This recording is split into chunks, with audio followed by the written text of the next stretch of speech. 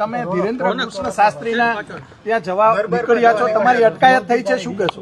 મારી અટકાયત કરવાનું મને કહે છે કે આ ઘરમાં રહેવાનું કહે છે, પણ મને બંધારણે જે અધિકાર આપ્યા છે કે કોઈ પણ અંધશ્રદ્ધા ફેલાવતો હોય તો એનો પર્દાફાશ થવો જોઈએ. અને મેં અરજી પણ કરેલી છે.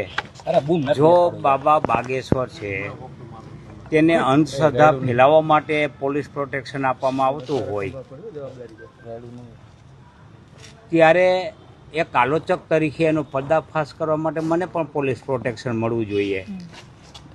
તેને બદલે મને અત્યારે જવાની મનાઈ ફરમાવે છે અને અટકાયત કરવાની વાત કરે છે.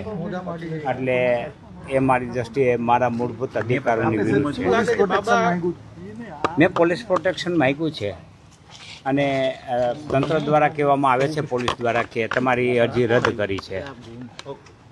એટલે તમે કાયદો વ્યવસ્થાના ભાગરૂપે તમે ન જઈ શકો એવું એનું કહેવાનું છે.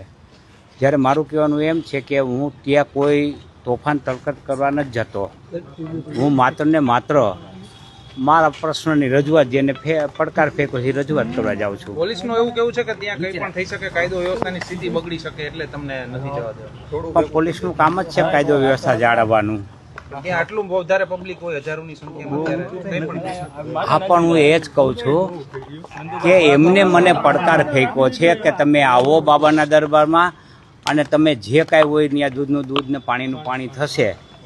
તો આવી બેવડી નીતિ શા માટે? એક તરફથી પોલીસ પ્રશાસન દ્વારા દબાણ કરાવીને મને રોકવામાં આવે છે અને બીજી તરફથી એ મને પડકાર ફેંકે છે. એટલે આ મારી દ્રષ્ટિએ યોગ્ય નથી. તમને શું લાગે છે, તમને ન જવા દેવામાં કંઈ નહીં? એ તો જે આયોજકો છે તેમનું દબાણ હોઈ શકે, રાજકીય રીતે હોઈ શકે કે એમને ન જવા દેવા, એટલે પોલીસ દ્વારા